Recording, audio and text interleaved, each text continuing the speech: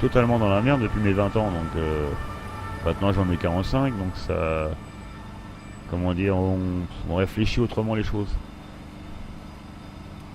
Et ouais. Bah, après mon accident, 85, depuis j'ai jamais pu avoir droit à avoir un toit ni quoi que ce soit.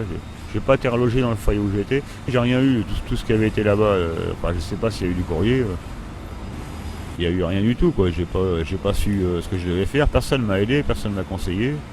On m'a laissé mourir, c'est tout, quoi. Ouais, le 1er janvier 85, à 0 h et des poussières. Le jour de l'an. Ouais. Je me suis fait renverser, il y a une double fracture de la jambe droite, double fracture du crâne, perte de connaissance sur le champ. Il y a eu donc une trachéo qui a été faite sur le coup. Il y a eu des massages cardiaques pour remettre le cœur en marche parce que le cœur s'est arrêté au bout d'un moment. Quand ma tête elle a tapé contre le pare-brise, ça a fait un phénomène d'accordéon. La voiture a avancé, puis moi je me suis retrouvé à partir en direction de la voiture. Mon corps s'est plié, j'ai pris l'essuie-glace dans la vésicule biliaire. Je me suis retrouvé à l'hôpital, j'ai fait quand même plusieurs mois de coma. Puis après, je suis parti encore avec les motards à Berck, à Hélion-Marin, où je me suis réveillé du coma, ouais, avant le drame du Heysel. Un petit peu avant le drame du Heysel.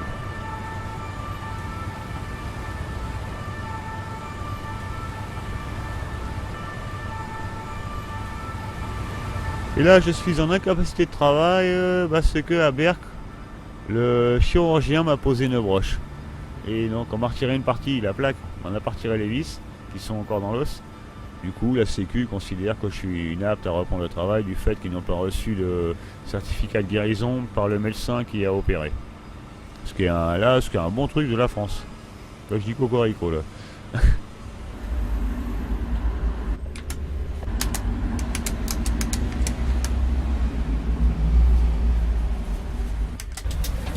C'est pas passé, les heures sont pas passées. Faut attendre. Ça combien les canals? Bon. Elle m'a acheté à 1,20 € les actions Thomson. J'ai demandé d'être servi à hauteur de 14 000 titres. 20 centimes par 14 000, ça te fait un petit truc sympa.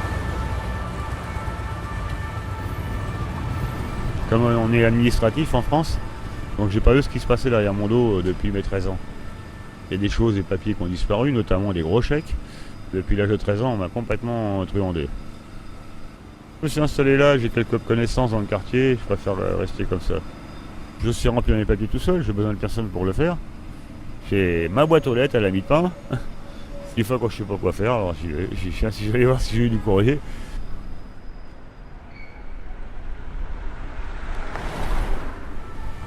En 2003, il y avait plus de 2500 € par mois. En faisant la manche, tu vois. C'était pas mal à l'époque. Pendant la canicule, là, ouais. Maintenant, bah, c'est 4, 5 €, 10, 15 €, ça dépend. Disons 6 € en moyenne, quoi. Avant, il y avait un marchand de montres, et avenue des Gobelins. Je voulais mettre 400 € sur mon livret, et la caisse d'épargne était en travaux. Je suis revenu avec mes sous, puis j'ai dit, bon, bah, il y a cette montre qui est automatique. Elle me donne la date, l'heure, le jour de la semaine, comme ça je pourrais me repérer. Et j'ai acheté là, j'ai craqué. Je sais plus si c'est 400 ou 380, je m'en 380, ouais. Ça pèse, hein. C'est pas du quartz.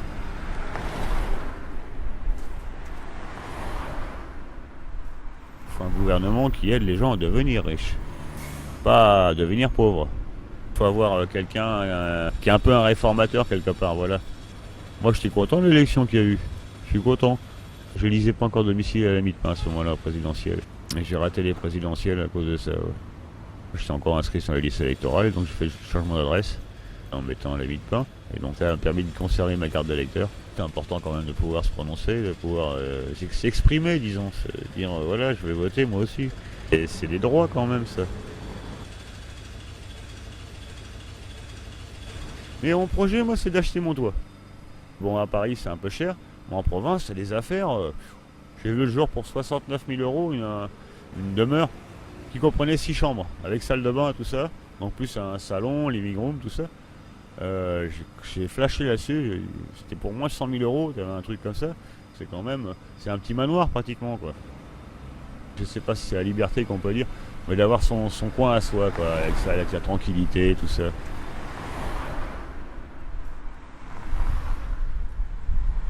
de bien vivre. C'est je dirais, des désirs. Parce que j'étais élevé par ma famille du côté de ma mère, mes grands-parents maternels. Et donc il y a une séparation quand même d'un côté. Je connais que la moitié de ma famille, je connais pas l'autre moitié, quoi. Mes grands-parents paternels vivaient à Paris, je les ai même pas vus. Je les ai jamais vus.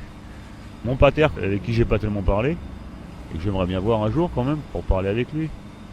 Mes sœurs, une plus jeune que moi, une plus vieille que moi, je les vois très rarement. J'aimerais bien les voir, mais...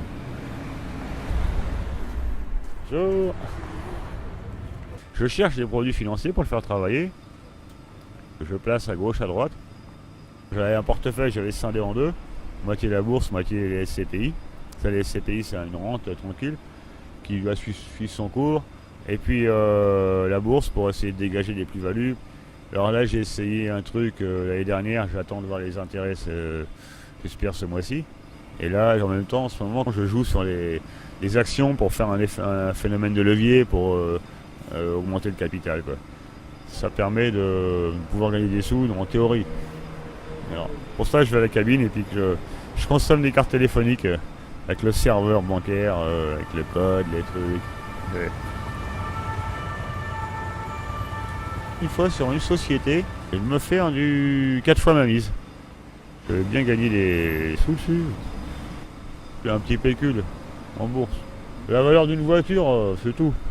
Un peu moins de 20 000 euros quand même. Pas loin des 20 000 euros, mais je les ai pas encore. Peut-être que dans un mois, je les aurai. Je sais pas. On y croit. Tout est permis, tout est réalisable. Dans